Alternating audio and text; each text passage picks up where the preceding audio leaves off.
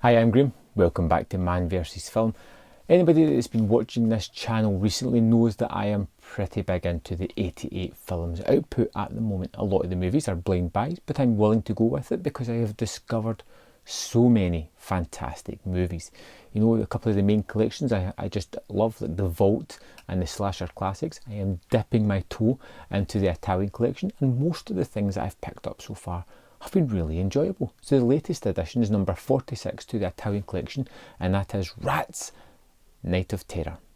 And I may have picked up about 50, 60 of these titles so far, and I've enjoyed every one that I've watched, and it was bound to happen at some time, at some point even. I finally discovered one that I just did not like at all, and that was Rats, Night of Terror. Disappointing, it really is, to put on something, and me personally, I am the eternal optimist. I am always looking for a silver lining in a movie, small moment that I can go, you know what, that works, that was a good point. I had a character I loved, had special effects I thought were terrific, maybe I had a story that was just terrific but not fully realised on screen. I'll latch on to pretty much anything. If I can make an excuse for something, I probably will.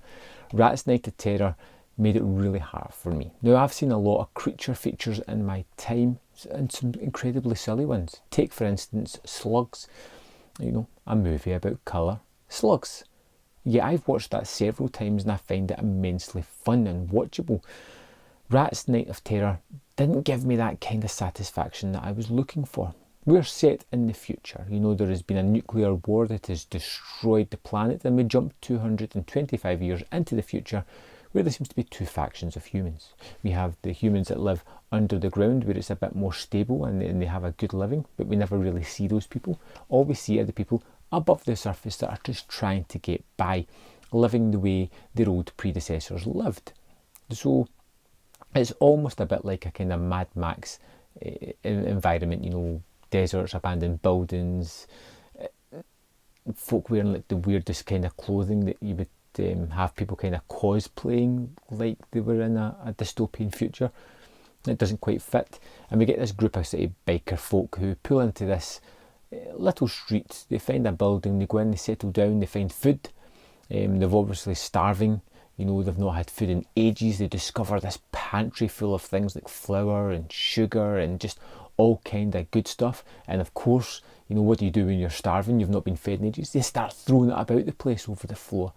And then they kind of start to notice that there's lots of rats about the place. Now, personally, I can't wait to see the rats just chewing down on these people already, because there's none here that I even remotely liked.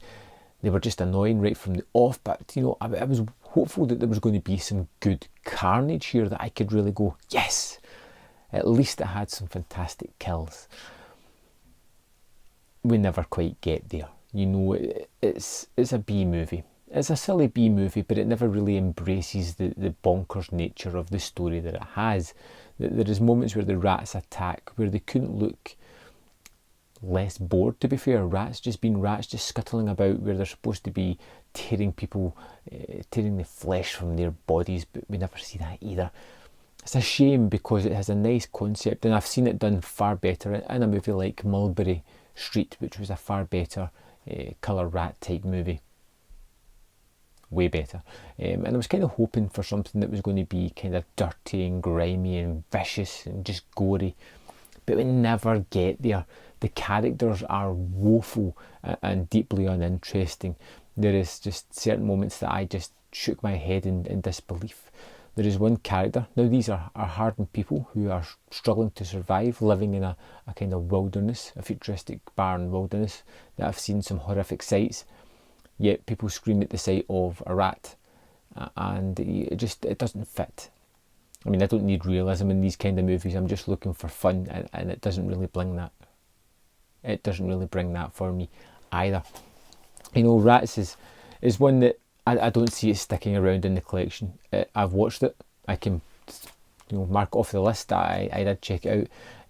I don't think it's really for me. It's got a limited edition slipcase, an E3 fold-out poster, interview with stuntman, interview with composer, original theatrical trailer, reversible sleeve, the usual kind of stuff, and a booklet as well, which I will probably read at some point.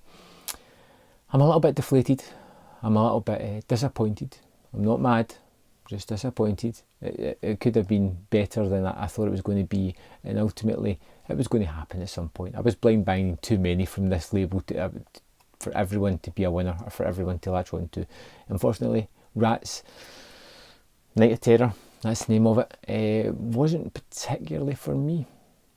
A real shame. If you've seen this movie, I'd love to know your thoughts on it. Let me know in the comment box below, and I will see you next time on Man vs Film.